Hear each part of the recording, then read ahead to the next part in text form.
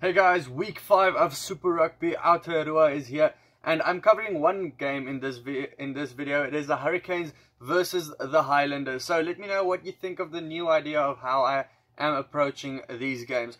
So last weekend the Hurricanes actually won. They beat the Chiefs, and they are really sneaking up on the Highlanders, now in 3rd position on the standings. You can see it is a close battle, and whoever wins this game can really close some ground against the Blues or the Crusaders, because one of those teams are probably going to lose this weekend, and you want to make up some space to kind of still be in contention for the rest of the season. They are playing in Sky Stadium, Wellington. Overcast clouds is predicted, 13 degrees Celsius, and it is going to be very windy over in Wellington. It always is very windy over in Wellington, so that's fine for the Hurricanes.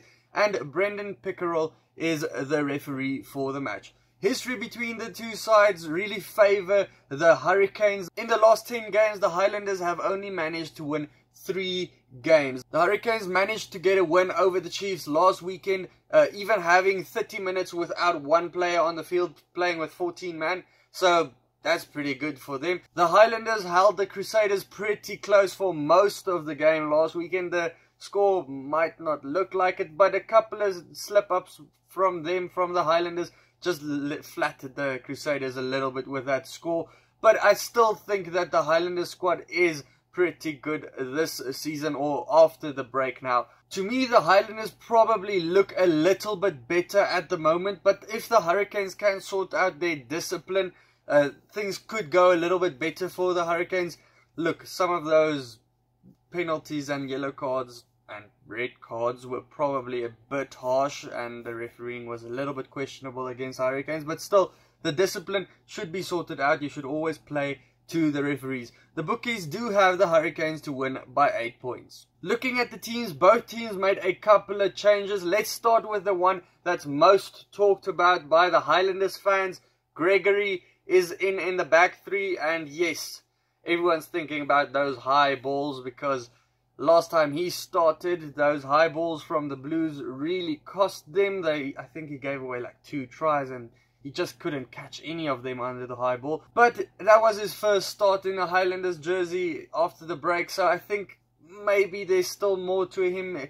Everyone can have an off day at the office, so I think he can still perform well. But this is one thing that I have to say. The Highlanders back 3 have been struggling the whole season. They've been trying different combinations, but hear me out. I think the big problem there are the 7s players. They haven't impressed. I don't say 7s players shouldn't be in the squads, but I mean, Nareki, he blew a surefire try last weekend, and that wasn't because Mahunga was a brilliant defender in that position. Whoever says that didn't see the 3 times that Nareki tried to fake out the ball where he could have just passed it first time out and made a surefire try.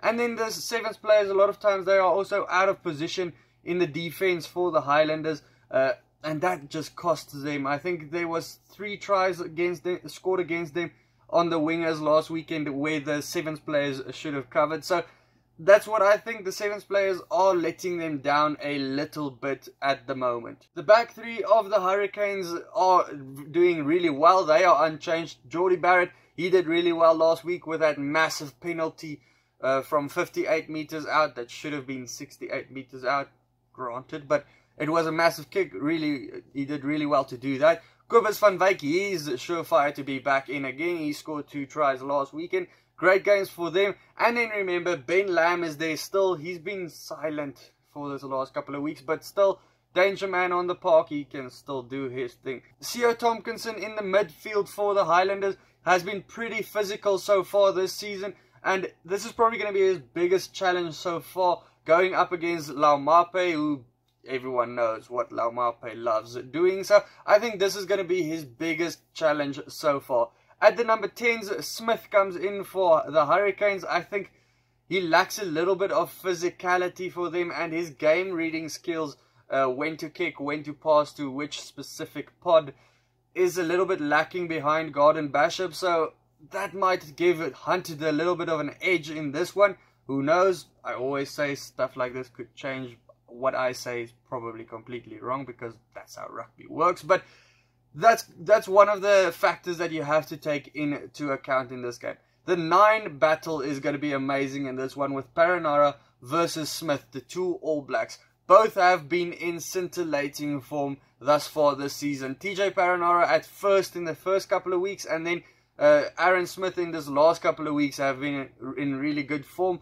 Aaron Smith, especially last week, was probably one of the players of the week. Up front, the Highlanders brought back their whole starting front row, who was probably rested a little bit last week because they were on the bench. They were probably targeting this game as a surefire win, or a game that they need to win. So that's probably something that you also need to think of in the Hurricanes' boots, because the Hurricanes, they also needed to make a couple of changes to their front row because Coles and Armstrong got injured. So now that makes space for Aumua and May.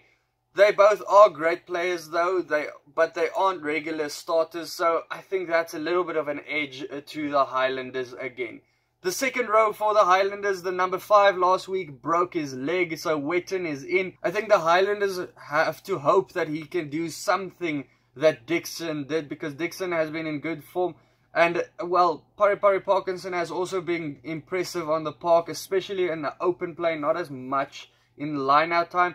But they have quite a big challenge up against them with Blackwell and Scrafton, who's been in good form as well. I think the Hurricanes have the advantage at line-out time. Loose forward battle, I think, is probably going to be the closest one on the park, because the Hurricanes, they have Karifi and Savia, while all 3 of the Highlanders loose forwards are in good form. Frizzell, he's been scoring tries.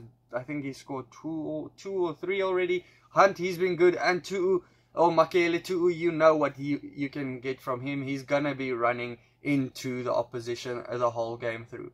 On the benches, the Highlanders did make a lot of changes, but the first 3 you can ignore a little bit, because it's basically the starting 3 of last week, or the starting front row of last week, that just shifted to the bench.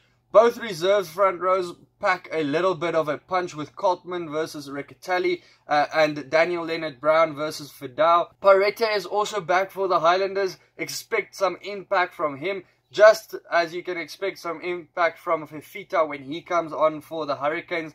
Ben Nicholas, the number 8 for the Highlanders, is listed as number 23, which is usually a backline replacement. And I heard one of the commentators last week say he can play in the backline as well. If that is so, you can maybe let me know in the comments. But if that is so, that's a great player to have on your bench, because you can go for a 6-2 split of forwards and backs, or you can have a 5-3 split. So either way, you have a guy that you can just slot in anywhere on the park. Jamie Booth has been in great form every time he has come onto the park, making an impact with Paranara shifting out to number 10. I've been impressed with Paranara at number 10. I have to say, he has something that he does offer for the squad. Scrum time, like I said, will be important for the 2 teams. Things do look like the Highlanders can have a little bit of an edge at scrum time, as well as make it tough at breakdown time with those 3 loose forwards for the Hurricanes. Their backline hasn't been in great form though for the Highlanders, but I think they can still hang in there. They've been close to every team thus far this week, this competition, with the Blues and the Crusaders so far. So I'm probably going against the grain a little bit and calling the Highlanders to win by 3 points. You'll probably disagree, but I'm sticking my neck out a little bit. Guys, let me know your prediction for this game down in the comments below. If you want to check out any of the other predictions, you can click on these videos next to me, and then I'll see you for the next one. Cheers.